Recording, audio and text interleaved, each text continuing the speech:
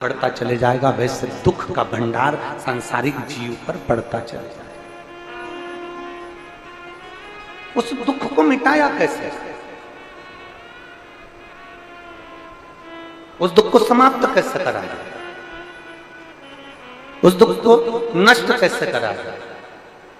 तो उसका एक सार तत्व वेद व्यास जी ने लिख दिया। शिव महापुराण 24,000 श्लोक की ये पुराण की रचना वेद व्यास जी ने कर दी। और इस पुराण में उन्होंने वर्णन कर दिया कि जो इस पुराण को दिल से श्रवण करेगा, इस पुराण को दिल से मनन चिंतन करेगा, मनन चिंतन, जैसे माननीय मुख्यमंत्री जी अभी अपने अनमोल शब्दों में कह रहे थे कि केवल हमको सुनना नहीं है। अभी माननीय मुख्यमंत्री जी कह रहे थे हमको केवल सुनना नहीं है, हमको सुनकर अपने अंदर सनातन धर्म के प्रति जागरूकता को उत्पन्न करना है। यह भी उन्होंने अपने उद्बोधन में कहा। अपने को दृढ़ होना, अपने विश्वास को दृढ़ करना, अपने विश्वास को प्रबल बनाना।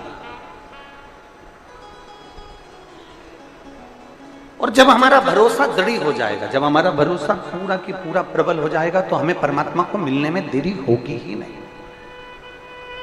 और शंभु शरणे पड़ी मांगू घड़ी रे,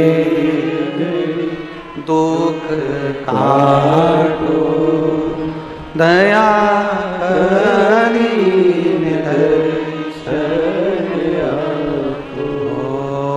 शंभु शरणे मांगू घड़ी रे घड़ी, दुख काटो दया।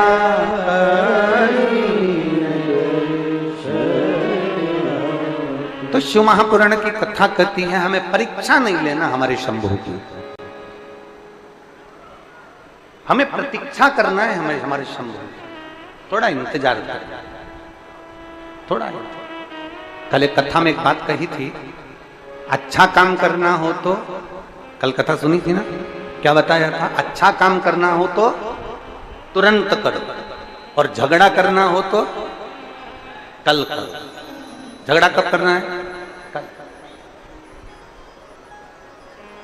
अब ये बात किसी ने सुन ली, और कल हमने बताया ना कि 2 दिन हम लोग मिल लेते हैं सबसे। तो जब हमने ये बात यहाँ कह दी, तो एक बहन मिलने के लिए आई और उसने एक पत्र हमको, हम जहाँ श्रीधर जी के यहाँ रुके हैं वहाँ हमको पकड़ा दिया। उस पत्र में उस बहन ने लिखा कि गुरु जी आप इतने सारे उपाय बताते हो, हम पति पत्नी का बहुत झगड़ा होता है, हमारे घर में बहुत झगड़ा होता है, उसका कोई उपाय है? मैं कौन सा रत्न पहनूं, मैं कौन सा नग पहनूं, मैं पत्रिका किसी को दिखाऊं, मैं कौन सी पूजन करूं, मैं कोई अनुष्ठान करूं, कौन सा उपाय है? आप बताओगे क्या? तो हमने कहा हम ये वाला उपाय सबके सामने बता देंगे, आप कहीं पर लिख लेंगे कि घर में क्लेश समाप्त करने का सबसे अच्छा उपाय कौन सा है। तो उसका सबसे अच्छा उपाय एक ही है, जब घर में क्लेश हो, पति गूंगा बन जाए और पत्नी बहरी बन जाए।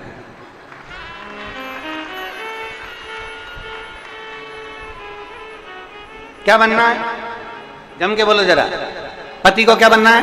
थोड़ी देर के लिए, आधे घंटे के लिए आपको कुछ नहीं बोलना, मौन। मेरे शंकर जैसे ओ घरदानी, मेरे शंभु जैसे विराजमान हो जाए, मेरे ओ घरदानी जैसे विराजमान, मौन। और फिर मेरी जीजियों को क्या करना है? जम के बोलो जरा। अपने भगवान शंकर की अविरल भक्ति में डूब जाओ।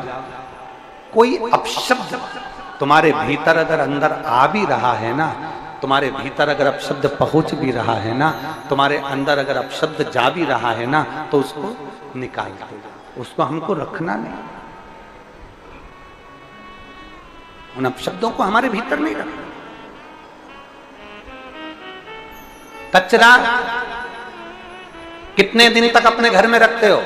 बोलते जाओ जरा जल्दी जल्दी, पुरुष की माता है, जल्दी बोलो। कचरा कितने दिन तक अपने घर में रखते हो? रात को कचरा इकट्ठा करा तो सवेरे दे दे। कचरा की गाड़ी आती है, जम के बोलो जरा, आवाज लगाती है, क्या कहती है? कचरा निकाल। बस सवेरे सवेरे कचरे की गाड़ी आकर चिल्लाती है कि घर में से कचरा बाहर निकालो, गीला कचरा गीले में डालो, सूखा कचरा सूखे में डालो। जैसे कचरे की गाड़ी तुम्हारे दरवाजे पर आकर सवेरे सवेरे कहती है कचरा बाहर निकाल दो, वो केवल कचरे के लिए नहीं कहती, वो कहती है अपने अंदर अगर कुछ अहंकार का, लोभ का, आसक्ति का, तृष्णा का, वासना का, अहम का, अहंकार का कचरा भरा हो तो उसको भी बाहर निकाल दो। वो ज्ञान देकर। कचरा घर में पड़ा रहेगा तो बदबू मारेगा। जम के बोलते जाओ, कचरा घर में है तो बदबू मारेगा। अहंकार अगर अंदर भरा हुआ है तो वो भी बदबू, उस अहंकार को निकालता, उस अभिमान को बाहर फेंक दो। कचरा भी बदबू मार रहा, अहंकार भी बदबू मार। और शिव महापुराण की कथा कहती है, मेरे वो घरदानी का चरित्र कहता है, मेरा देवादिदेव महादेव का संवाद कहता है, बहुत दिनों तक अगर कचरा सड़ता रहेगा, सड़ता रहेगा, सड़ता रहेगा, तो जिस बाल्टी में, जिस तगाड़ी में, जिस बर्तन में कचरा रखा हुआ है, वो बर्तन में भी जंग लगना चालू, वो बर्तन भी सड़ना प्रारंभ हो जाएगा। उसी तरह इस मन के अंदर अगर अहंकार भरा हुआ है, काम, आसक्ति, तृष्णा, वासना, लोभ, निंदा, ये सब अंदर भरी हुई है, तो ये हमारा शरीर भी धीरे धीरे सड़ना प्रारंभ, अंदर से हम क्षुब्ध होते चले जाए।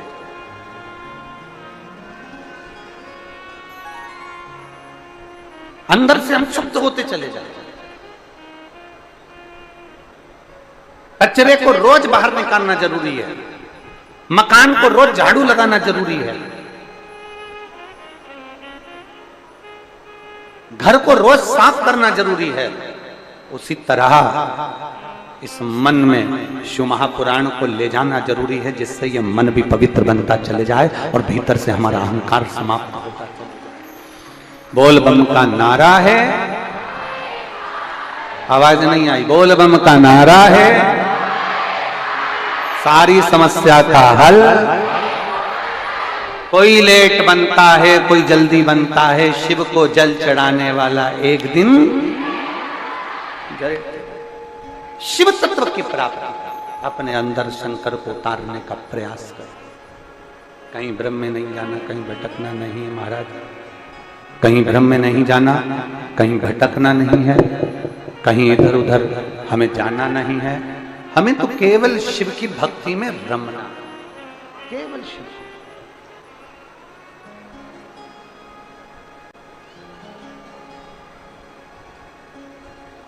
और जब हम शिव की भक्ति में रम जाएंगे ना,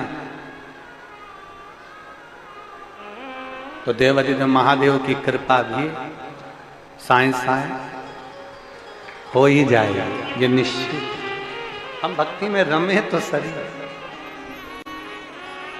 हम शिव की भक्ति में रमे ही ना और सोचें कि बाबा हमारे दुखड़े को मिटा दे, बाबा हमारे कष्टों को हर ले, बाबा हमारी तकलीफों को हर ले, तो मुश्किल बहुत।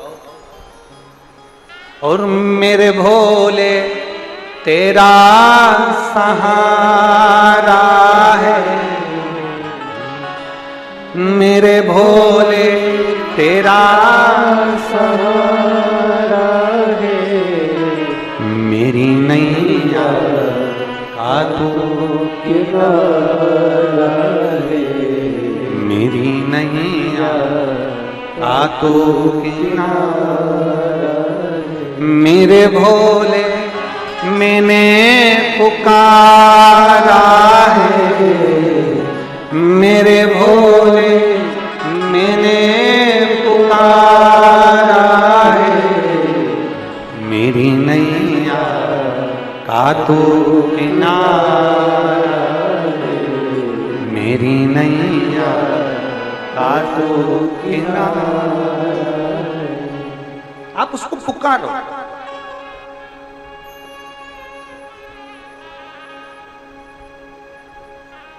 आप उसका स्मरण करो।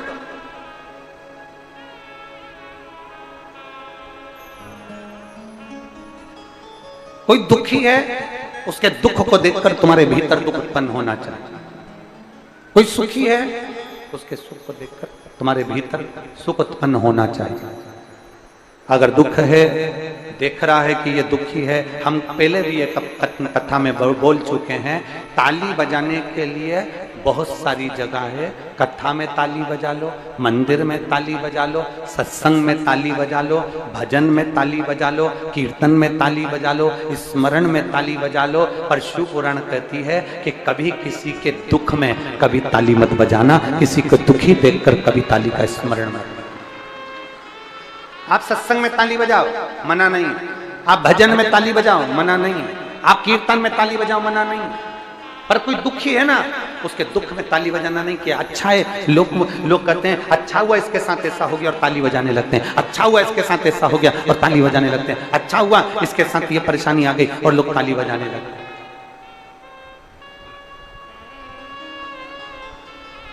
ना,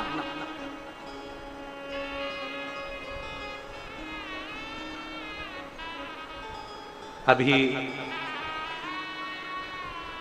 छत्तीसगढ़ में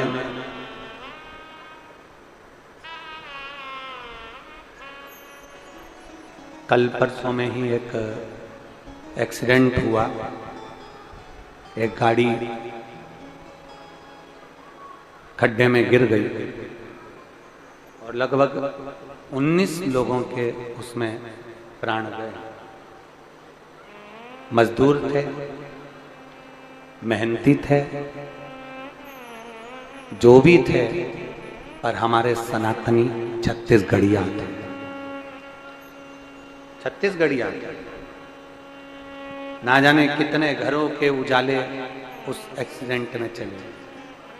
विष्णु महापुराण से, इस व्यासपीठ से बाबा से यही प्रार्थना करते हैं, बाबा इतनी कृपा जरूर करना कि उन सबके घर में आपकी कृपा दृष्टि बनाकर रखना। जो जीव चले गया उसको कैलाश का वासा देना। इतनी कृपा।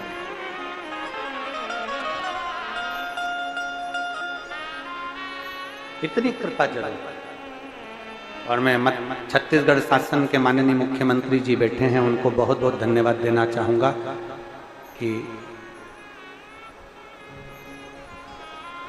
दुनिया को तो लोग धन देती है, पर आपने बहुत अच्छी घोषणा करी कि जो 19 लोग शांत हुए हैं उनको शायद उसमें रुपए देने की 5-5 लाख रुपए सब कुछ उसमें हमने पढ़ा था अखबार के अंतर्गत। तो उसमें ऐसी घोषणा करी, उसके लिए साधुवाद है कि किसी गरीब के घर में कुछ धन पहुंचा तो उससे उनके जीवन का यापन। साधु मनुष्य को तो वापस नहीं ला सकते, पर अपना हृदय मनुष्य को वापस नहीं ला सकते, पर अपना हृदय। धन से भी कुछ नहीं होता, पर अपना मन हम बाबा के भाव से समर्पित तो कर सकते हैं। आप और हम सब बैठकर 5 बार श्री शिवाय नमस्तुभ्यम उन जीवों के सभी लोग बोलेंगे, साथ में बाबा का स्मरण।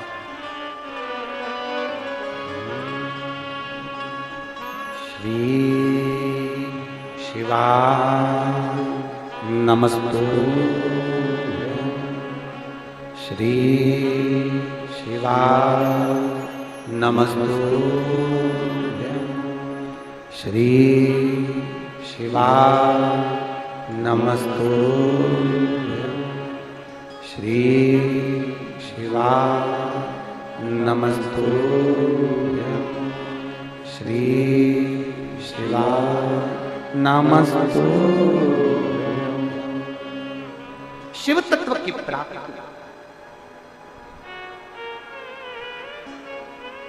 ताली बजाने के लिए सत्संग है, ताली बजाने के लिए कथा है, ताली बजाने के लिए मंदिर है, ताली बजाने के लिए देवालय है, ताली बजाने के लिए शिवालय है।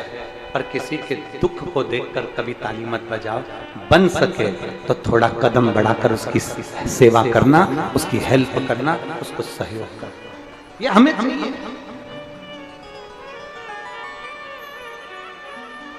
अब कितनी विचित्र कथा है, जरा ध्यान दीजिएगा। तारकासुर असुर है, तारकासुर राक्षस है, और तारकासुर असुर है, राक्षस है, और उसको मारने के लिए षडानंद कार्तिकेय जी का जन्म हुआ है, प्रकट हुआ।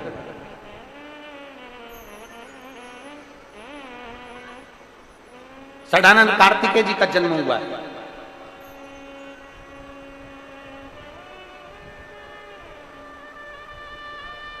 अब तारकासुर का असुर है ना, राक्षस है ना, उसको तो मरना है ना। पर माता पार्वती जी अपने पुत्र कार्तिकेय जी से कहती हैं कि तारकासुर को मारना तो उसके हृदय में बाण ना लगे, उसका हृदय छेदित ना हो, उसके हृदय में चोट ना पहुंचे।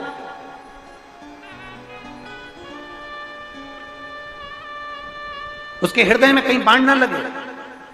ये माता पार्वती जी कह रही हैं षडानंद कार्तिकेय को, कार्तिकेय तारकासुर को मारो क्योंकि असुर है, संहार करो, मारो, मना नहीं है, और उसके हृदय में बाण नहीं लगना चाहिए, उसके हृदय को चोट नहीं पहुंचना चाहिए, उसके हृदय को ठेस नहीं पहुंचना चाहिए।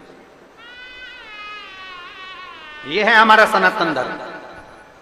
स्वयं खा लेना सुकृति होती है, छुड़ाकर खा लेना विकृति होती है, और बांट कर खाना यह भारत देश की संस्कृति होती है। यह है हमारा सनातन धर्म।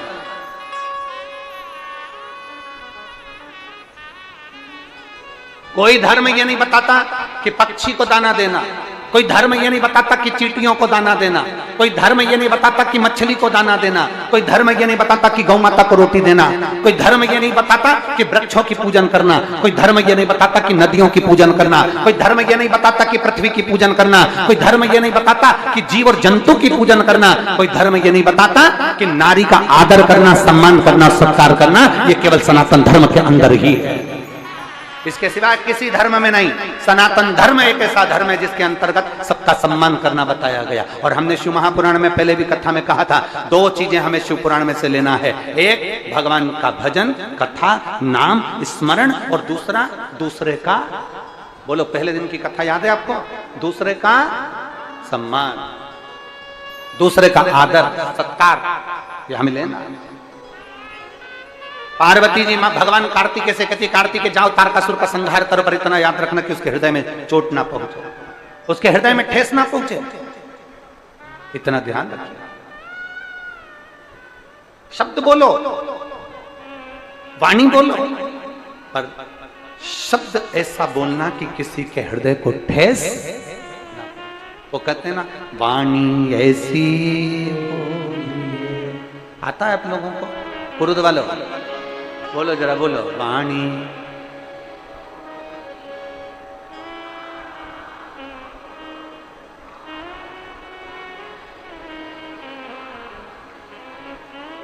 बस कितनी सुंदर बात पुरुष के लोगों को आती है, सबको आती है। वाणी ऐसी मन का, परंतु आज के जमाने में वाणी ऐसी बोलिए जो जम के झगड़ा हो, पर उससे मत बोलिए जो तुमसे तगड़ा हो।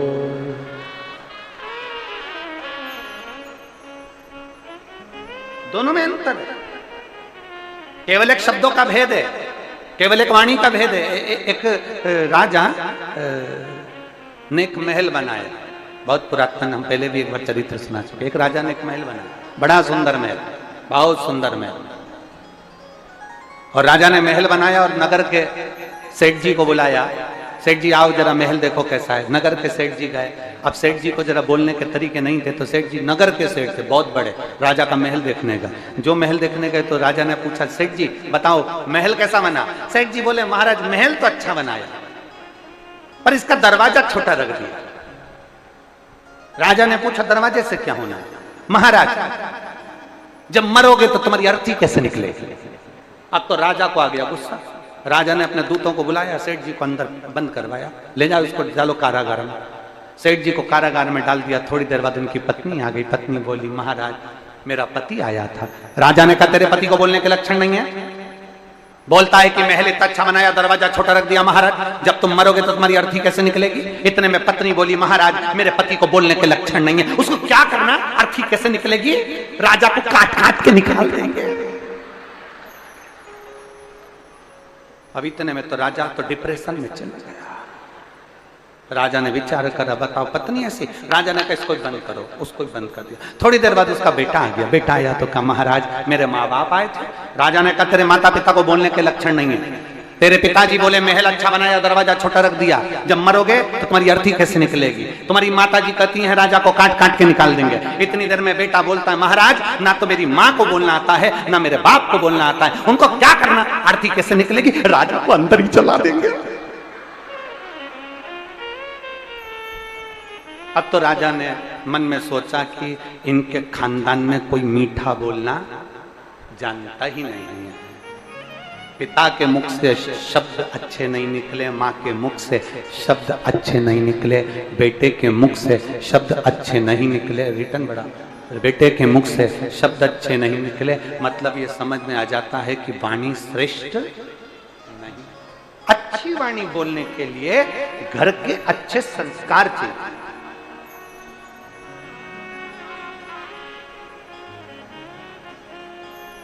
घर के श्रेष्ठ संस्कार।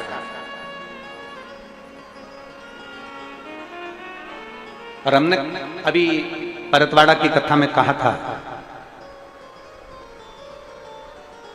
परतवाड़ा की कथा में एक बात कही थी कि गांव में फसल बिगड़ रही है और शहर में नस्ल बिगड़ रही है। संस्कारों की कमी होती चली जाए।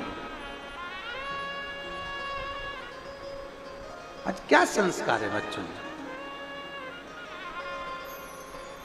आप में से कितनी माताएं बैठी हैं जो अपने पति को रोज प्रणाम करती? जरा हाथ उठाओ तो। अरे एक हाथ तो उठा लो, ऐसे ही झुट्टू मुट्टू उठा लो, तुम तो चल जाएगा। उठाया उठाया, 1 2 3 4 5 6 7 8 9 10 11 11:30। समझ में आ गया मेरे को? उठा के गिरा दिया, मैं समझ गया करवा चौथ पे पड़ती है। इतना तो मैं समझ जाता हूँ। अच्छा जाने दो, अब तुम नहीं पढ़ती तो तुम में से वो हाथ उठा लो, वो पढ़ लेता हो। कभी कभी ऐसा भी होता है, वो हाथ जोड़ लेता, मैं तेरा हाथ जोड़ता हूँ, चुप हो जा, तेरे पाँव पढ़ लू, चुप हो जा। तू मेरी माँ से क्यों लड़ रही? मैं तेरे पाँव पढ़ता, तू चुप हो जा, तेरे हाथ जोड़ो, तू चुप हो जा, चुप हो जा। जगदम्बा और यो कुरुत की चंडी अंबा, चुप हो, तेरे हाथ जोड़, चुप हो।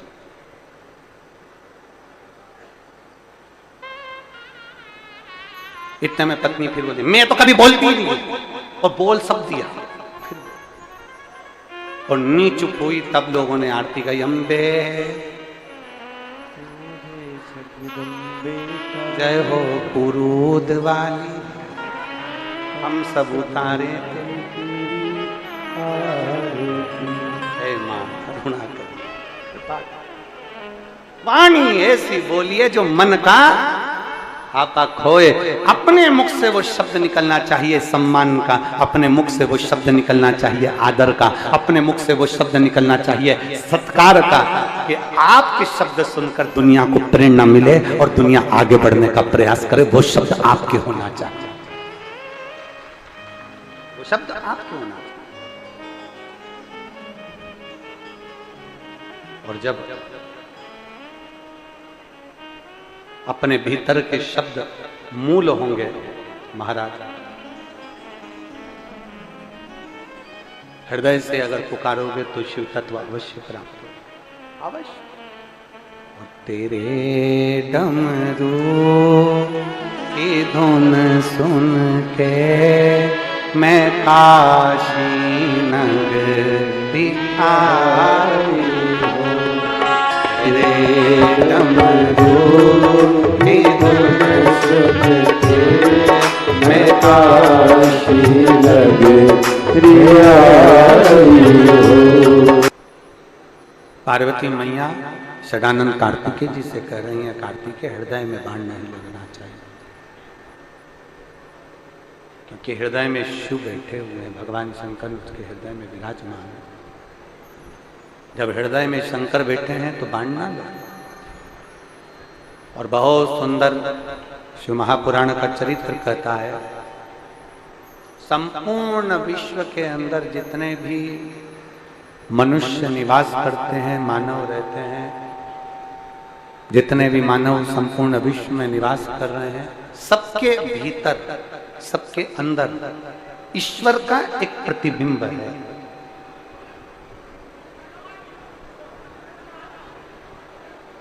जिसको बुलाया वो क्यों ना बैठा है? ईश्वर का एक प्रतिबिंब है। सबके भीतर भगवान शंकर विराजमान, सबके भीतर शिव विराजमान। इसलिए शिव महापुराण की कथा कहती है कि किसी के हृदय को घात ना लगे, किसी के हृदय को ठेस ना पहुंचे। फिर एक बार बोलेंगे, वाणी ऐसी बोलिए, जम के बोलो जरा, वाणी ऐसी बोलिए मन का आपा होए। हमारे शब्द से, हमारी वाणी से, हमारे द्वारा, अपने द्वारा किसी को हृदय में, भाव में कहीं भी किसी को ठेस ना हो। किसी अपने शब्दों से, अपनी वाणी से, अपने भाव से किसी को ठेस ना हो। महाराज तारकासुर को मारने के लिए षडानंद कार्तिकेय चले, तारकासुर का संहार किया, हृदय में बाण नहीं छोड़ा, हृदय में बाण नहीं, और तारकासुर का संहार किया। तारकासुर के 3 बेटे थे, 3 पुत्र हैं तारकासुर।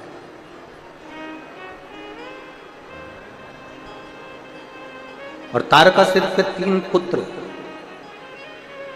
तारकाक्ष, विदुम्माली, कमलाक्ष, 3। और तीनों बड़े विचित्र।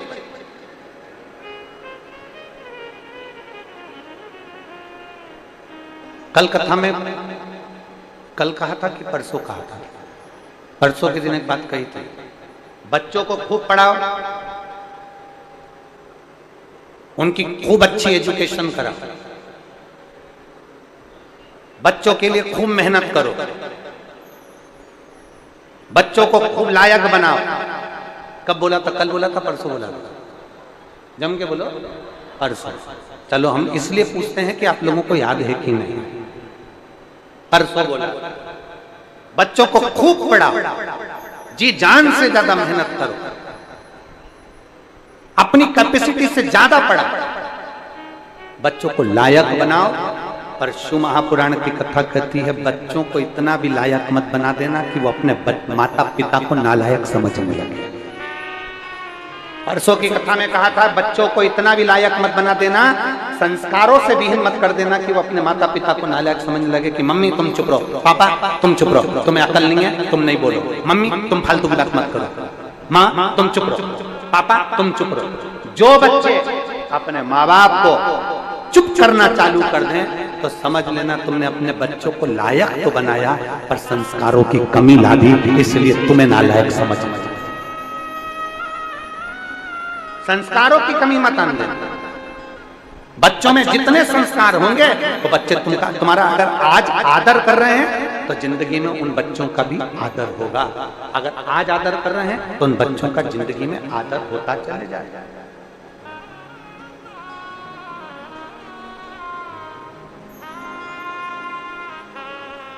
तारकासुर के 3 बेटे, तारकाक्ष, विदुम्माली, कमलाक्ष, 3 पुत्र।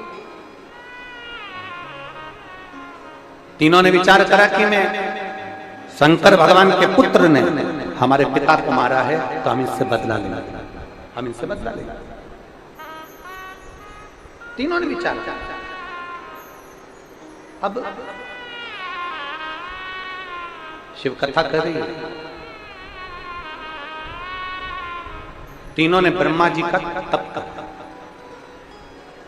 और ब्रह्मदेव से तप कर उन्होंने वर प्राप्त करा कि हमें वर दीजिए कि हमारे प्राण ना छूटे। हमें ऐसा वर दे दो कि हमारे प्राण ना छूटे, हमें ऐसा वर प्रदान करो कि हमारे प्राण ना जाए। ब्रह्मा जी बोले ये तो कभी नहीं हो सकता कि तुम्हारे प्राण नहीं जाएंगे, मरना तो पड़ेगा, प्राण तो जाएंगे निश्चित है, शरीर तो छूटेगा, शरीर तो छूटेगा। ये तो पक्का है कि प्राण जाना, प्राण छूटेगा।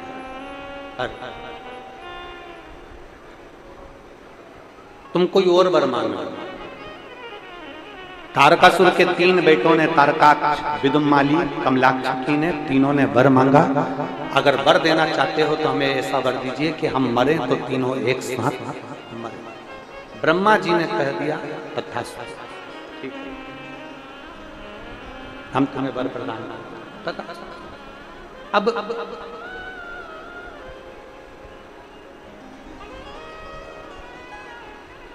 तीनों बेटों ने अपने अपने अलग अलग महल बना लिए, अलग अलग नगर बसा लिए तीनों ने।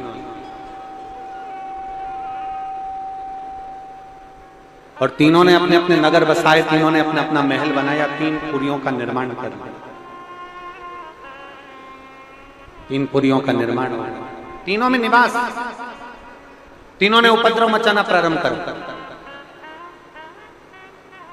भगवान शंकर से जाकर देवताओं ने विनती करी कि इन तीनों को मारने के लिए कोई उपाय सोचिए। शंकर भगवान ने कहा तुम 33 कोटि देवता पशु बन जाओ, मैं तुम्हारा पति बन जाता हूं, और तुम देवता दौड़ते दौड़ते इन तीनों को इकट्ठा करना, मैं इनका संहार कर दूंगा, तुम चिंता मत करो।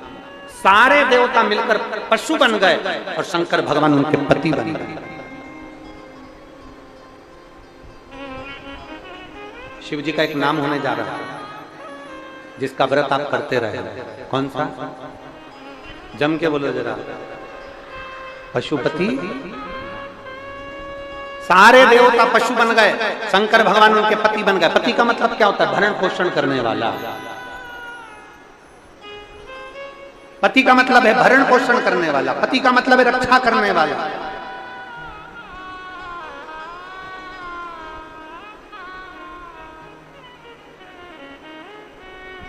रक्षा के प्रति जागरूक होने वाले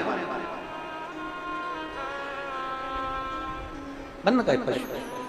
और शिव जी एक बड़े नंदी का रूप ले लिए, बड़े नंदी का, और जितने देवता थे वो छोटे पशु बनकर भागे। तारकाक्ष, विदुम्माली, कमलाक्षी, तीनों को इकट्ठा कर, तीनों को एकत्रित कर।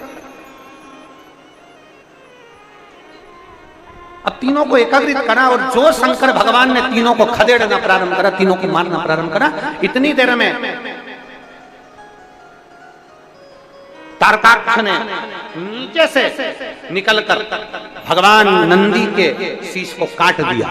जो भगवान पशुपति नाथ का शीश कटा वो नेपाल में जाकर गिर गया और डोलेश्वर महादेव पशुपति नाथ के नाम से पूजायमान हो गया। शंकर जी का जो नंदी का धड़ कटकर गिरा वो केदारनाथ जी के रूप में विराजमान। और भगवान देवादिदेव महादेव ने ये विचार करा कि आज नहीं मरे तो कभी नहीं मरेंगे।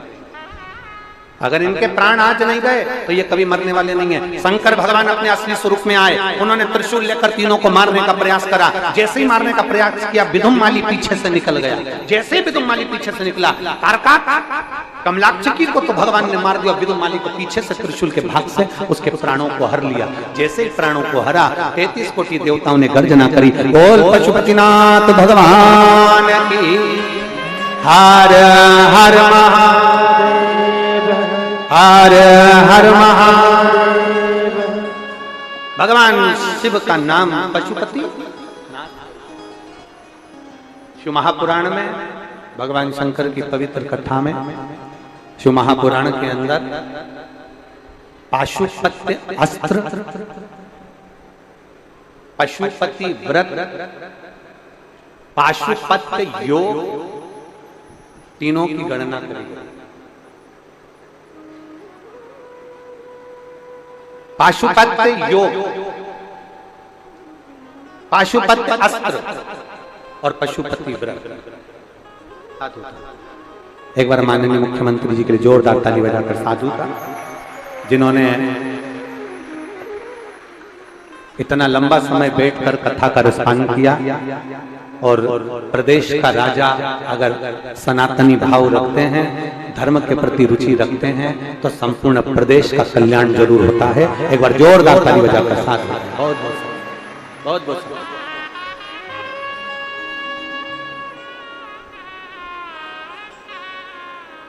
और शंभो शरणे पड़ी मांगो घड़ी रे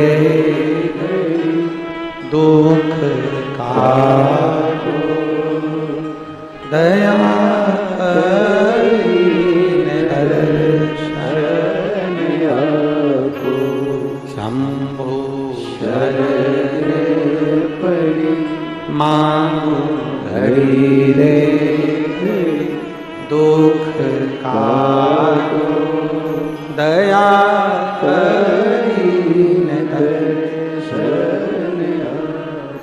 शिव जी का नाम पड़ गया, ये रिटर्न सही नहीं आ रहा है।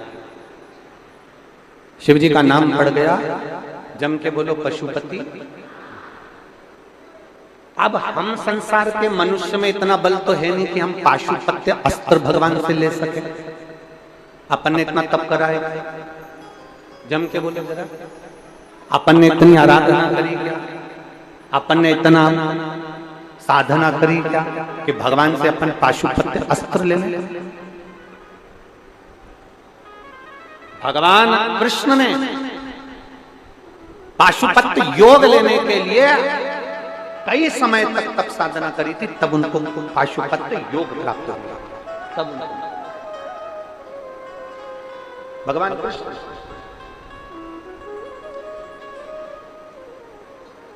ना हम पाशुपत्य योग ले सकते हैं, ना हम पाशुपत्य अस्त्र ले सकते हैं। तो शिव महापुराण में सबसे सरल चीज क्या बता दी? कौन सा व्रत? बोलो बोलो, जम के बोलो जरा। पशुपतिनाथ का व्रत। किस किसने किया? जरा हाथ उठाओ जिन्होंने करा, रखिए। हम ना तो पाशुपत्र भगवान से अस्त्र ले सकते हैं, ना हम पाशुपत्र योग ले सकते हैं।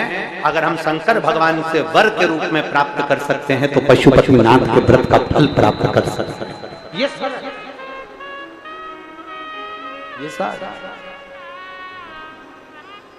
इसकी सरलता है, इसको हम सरलता में प्राप्त कर सकते हैं, इसको हम सहजता में ले सकते हैं।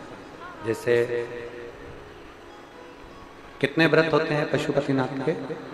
5 व्रत होते हैं। कितने दिए लगते हैं? 6 दिए लगते हैं। भोग काय का लगता है? मीठे का। मीठा मतलब कुछ भी घर में बनाओ, चाहे मीठा भात बना लो, सीरा हलवा बना लो, मीठी थूली बना लो, जो तुम बना सकते हो। खीर है, हलवा है, थूली है, जो तुम्हें बनाना हो वो मीठा, कुछ भी बना मीठा।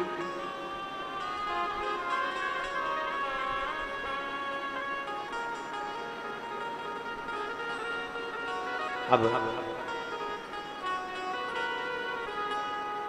सब अच्छे से समझ लेना, आजकल पशुपतिनाथ के व्रत के नाम पर भी लोग बहुत प्रपंचा कर रहे हैं, ढोंग करने हैं।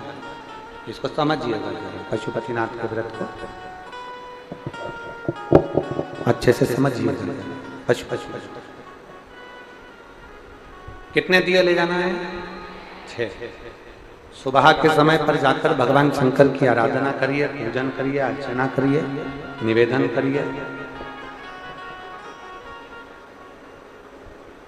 अभिषेक पूजन जो करना है वो सुबह के समय पर जाकर कर लीजिए। शाम के समय पर थाली में 6 दिए रख लीजिए। मीठे का प्रसाद एक पात्र में रख लो, कटोरे में, जो भी रखना है तुमको वैसा। 3 हिस्से करने के लिए, कोई दोना, कोई प्लेट, कोई पत्ता, कोई पात्र, जो तुम ले जाना चाहो वो ले जा सकते। शिव जी के मंदिर में जाकर पहले पूजन अर्चना करो। उससे पहले प्रसाद के 3 हिस्से कर दीजिए। 6 दिए पृथ्वी पर रख दीजिए, उसमें से 5 दिए प्रज्वलित कर दीजिए। कितने दिए जलाना है? 5। एक दिया उसके पास में रखा रहेगा, उसको जलाना नहीं, उसको रखा रहेगा। दिया प्रज्वलित होने के बाद, प्रसाद के हिस्से होने के बाद शंकर जी की पूजन कर दो, बाबा से प्रार्थना कर दो, बाबा आज हमारा पहला पशुपति व्रत है, आप स्वीकार करना।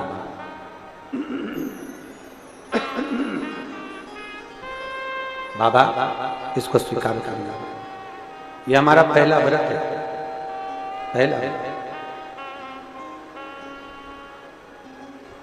प्रसाद का एक हिस्सा उठाकर थाली में रख लो। 6ठे नंबर का जो दिया जलाया नहीं गया है, उस दिए को उठाकर थाली में रख लो। भगवान से प्रार्थना कर कर थाली लेकर अपने घर की ओर गला पकड़ रहा है, बेसी बेसा आ रहा है या गूंजा ही गूंजा रहा है, बहुत खींच के बोलना पड़ रहा है।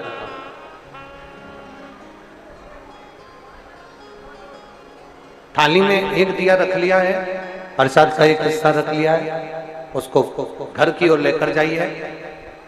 घर में प्रवेश करने से पहले राइट हैंड में बैठ जाओ, अपने घर की ओर मुख कर लो और जो 6ठे नंबर का दिया है वो प्रज्वलित कर। 6ठे नंबर का दिया जला ले, प्रज्वलित कर। भगवान से प्रार्थना करो, बाबा आज मेरा पशुपति व्रत है, मेरे मन की यह कामनाएं पूरी करो। घर के अंदर प्रवेश करो, भोजन करने से पहले जो मीठे का एक हिस्सा लेकर आए हो प्रसाद का, वो हिस्सा खा लीजिए और फिर भोजन करो। ऐसे 5 व्रत करो। 5 व्रत के बीच में कहीं रजो धर्म आ गया, रजस्वला धर्म आ गया, 7 दिन तक नारी पूजन नहीं कर पाई, कहीं जाना पड़ गया, कहीं पहुंचना पड़ गया, व्रत नहीं कर पाए, तो वो व्रत को छोड़ दो, पर गिनती के 5 व्रत पूर्ण होना चाहिए। 5 व्रत पूर्ण। 5वां व्रत जैसे ही पूर्ण हो, तब एक श्रीफल, कुछ भेंट बाबा के चरणों में समर्पित कर कर 108 चावल के दाने हो, मूंग के दाने हो, फूल की पत्ती हो, बेल पत्ती हो, जो भी आप चढ़ाना चाहें वो शिव जी को समर्पित करें। और बाबा से विनय करें, बाबा आपकी कृपा से, आपकी उदारता से, आपकी दया से आज मेरा 5वां व्रत पूर्ण हुआ, आप स्वीकार। शंकर से अपने दिल की बात करें, वो निवेदन स्वीकार करें।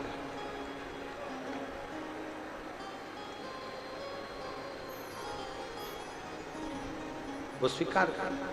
और तेरा ही दिया मैंने खाया पिया, तेरा शुक्रिया, तेरा शुक्रिया, मुझे भोले बाबा ने बहुत दे दिया,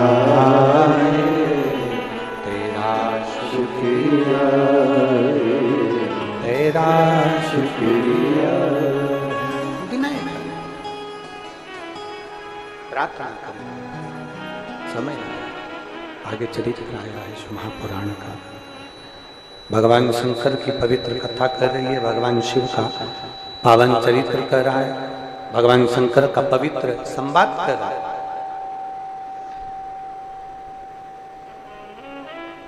एक विदल और एक उत्पल, 2 असुर हैं। जिनकी सत्ता बहुत है, वैभव बहुत है,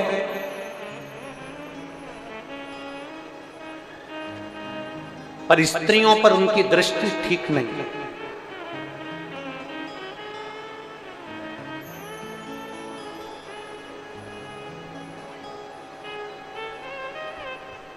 विदल और उत्पल माता पार्वती जी को भी गलत दृष्टि से देखते हैं। महापुराण की कथा कहती है, जिस पुरुष को नारी का आदर करना नहीं आता, संसार में वो पुरुष नहीं है, वो राक्षस का ही जन्म लेकर पैदा हुआ। जिस पुरुष को नारी का आदर करना नहीं आए, जिस पुरुष को स्त्री का सम्मान करना नहीं आए, जिस पुरुष को स्त्री का सत्कार करना ना आए, वो पुरुष नहीं, केवल असुर प्रवृत्ति का एक राक्षस ही है।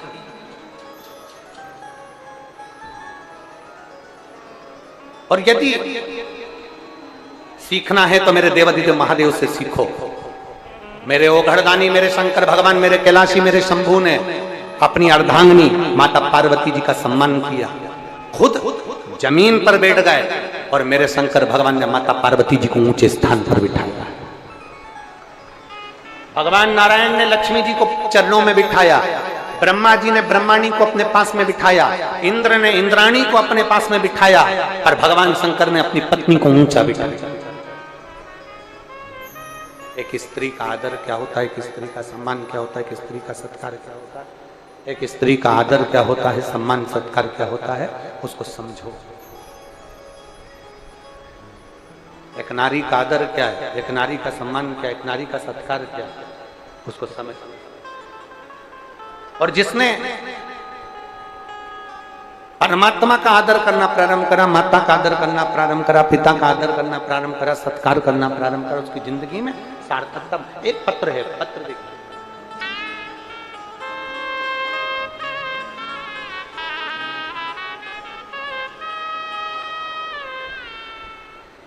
सरिता अग्रवाल, पति भरत अग्रवाल, कुरुद, छत्तीसगढ़ से। कहीं बैठे हो तो हाथ हिलाइएगा, कहीं बैठे हो तो हाथ हिला सकते हैं। मैं सरिता अग्रवाल, पति भरत अग्रवाल, कुरुद, छत्तीसगढ़ से। कहीं बैठे हो तो हाथ हिलाइएगा। अगर कहीं बैठे हो तो हाथ हिलाइएगा।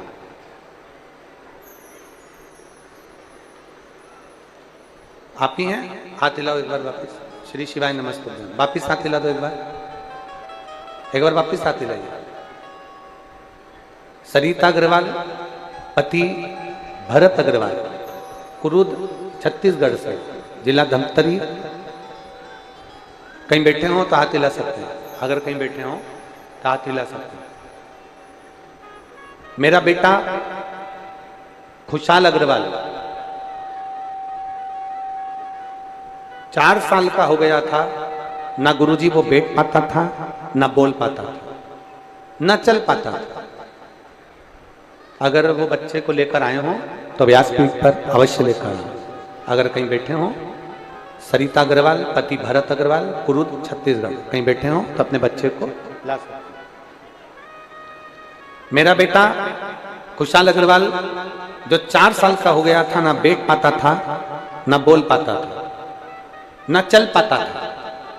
गुरुदेव कोरबा के डॉक्टर को दिखाए, कोरबा के बाद में रायपुर दिखाए, फिजियोथेरेपी करवाई, पर ठीक नहीं हुआ। उसको रायपुर के बाल गोपाल हॉस्पिटल में भी दिखाया गया।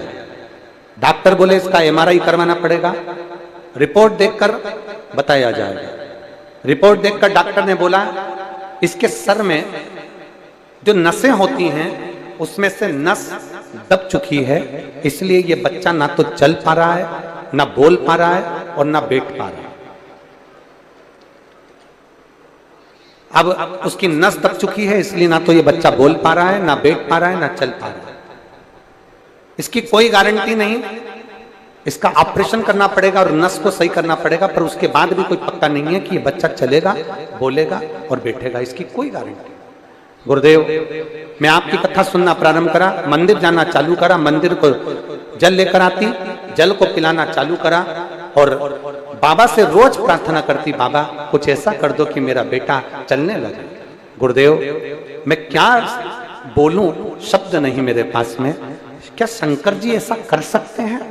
डॉक्टर ने कह दिया था ना ये चल पाएगा, ना बैठ पाएगा, ना बोल पाएगा। 6 महीने तक मैंने बाबा का जल अपने बेटे को दिया, उसको पिलाया, उसको मंदिर ले जाना प्रारंभ करा और बाबा की ऐसी कृपा हो गई, आज मेरा बेटा बैठता भी है, चलता भी है और बोलता भी है। मैं बाबा को धन्यवाद देती हूँ। आज मेरा बेटा इन्वेचर आज मेरा बेटा इन्वेंचर एजुकेशन पब्लिक स्कूल कुरूद में पढ़ता भी है और मेरे बेटे का मैं फोटो भी लगा रहा हूं। ये शिव तत्व, ये ओघड़ी, ये शंभू। अब ये जहां डॉक्टर बोल दिए, जहां डॉक्टर ने कह दिया कि ना बोल पा रहा है, ना चल पा रहा है, ना बैठ पाएगा और इसका शरीर काम नहीं करेगा, तो शंकर पर किया गया भरोसा वो टूटता नहीं, टूटता।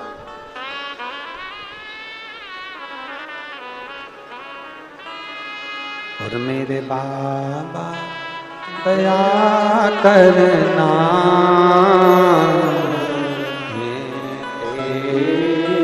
भरोसे मेरे बाबा दया करना, मैं तेरे भरोसे हूँ।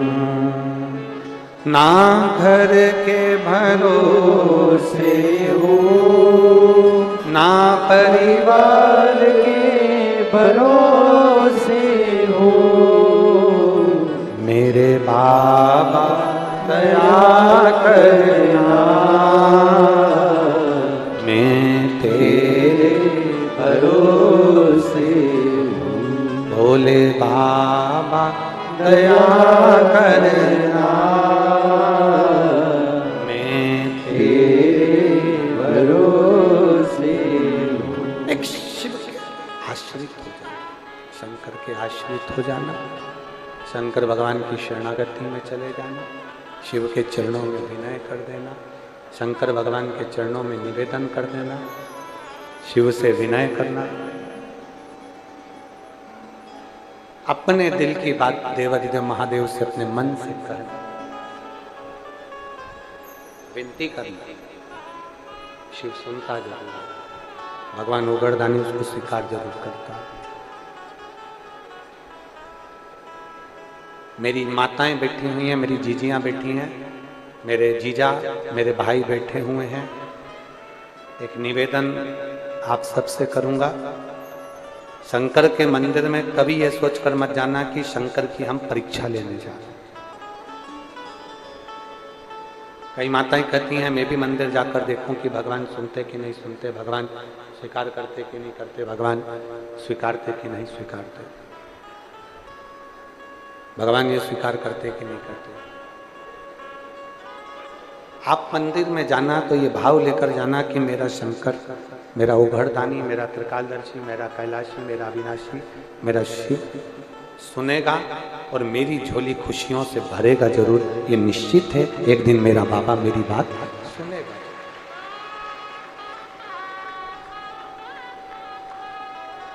वो सुनेगा, ये निश्चित है। मेरा शंकर स्वीकार करेगा, ये निश्चित है। मेरा उघड़दानी मेरे शब्द को स्वीकार कर। दो जगह बिन बुलाए चले जाए, वहां से निमंत्रण नहीं आता, जाना ही पड़ता है।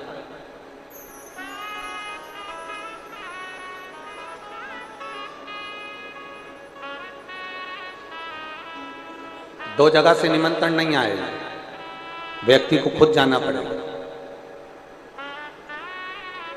पहला सत्संग, दूसरा शमशान। कहां कहां? पहला सत्संग, दूसरा शमशान। ये दो जगह ऐसी है जहां से निमंत्रण नहीं आएगा, जहां से कोई बुलाने के लिए नहीं आएगा। यहां खुद व्यक्ति को जाना पड़ता है। शमशान से निमंत्रण नहीं आता कि आपको शमशान आना। सबका प्रचार होते हुए देखा होगा, कभी शमशान का प्रचार होते हुए देखा है? जम के तो बोलो कि हमारे कुरूद का, हमारी धमतरी का, हमारे रायपुर का,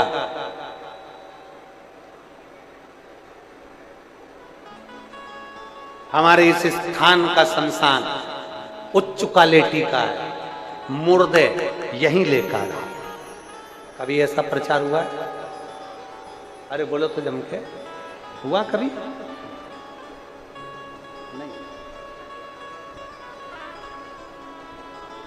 कभी नहीं। शमशान खुद जाना, बस अंत समय है, प्राण छूट रहे हैं, शरीर समाप्त हो रहा है और इस शरीर को लेकर अंत समय में शमशान की ओर बढ़ना ही, शमशान की ओर जाना ही है। अंत समय सत्संग में, शमशान में कोई निमंत्रण का इंतजार नहीं होता, वहां तो खुद जाना पड़ता है। उसी तरह शंकर के मंदिर में जल चढ़ाने का निमंत्रण का इंतजार मत करो। शंकर के मंदिर में एक लोटा जल चढ़ाने जाओ, अपने आप तुम्हारा दुख कटेगा, समाप्त होगा और तुम्हारा दिन आनंद होगा। शिव के मंदिर जाओ। एक माँ ने पत्र लिखा, एक तो निवेदन है पत्र आप लिखो, मना नहीं, पर ऐसे पन्ने पर लिखो जिसको हम पढ़ सकते। अब वो आधे शब्द तो हमको पढ़ाई में आते हैं और आधे नहीं आते, क्योंकि पन्नी पे पत्र लिख देते।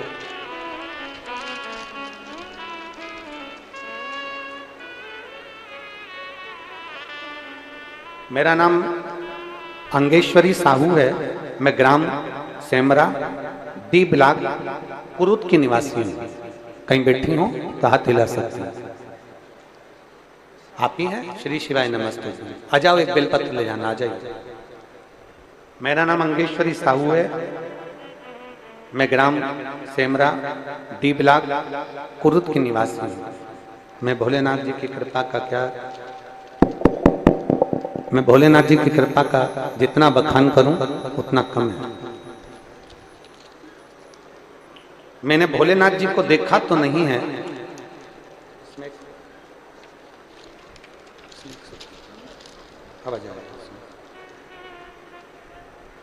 मैंने भोलेनाथ जी को देखा तो नहीं है, पर शिव महापुराण के रूप में मैंने शंकर को देखा है। गुरुदेव, ये मेरा चौथा पंडाल है जहां मैं बैठकर कथा को श्रवण कर रही हूं। मैंने बाबा से केवल इतना मांगा था, मेरे बाबा ने मुझे दे दिया। गुरुदेव,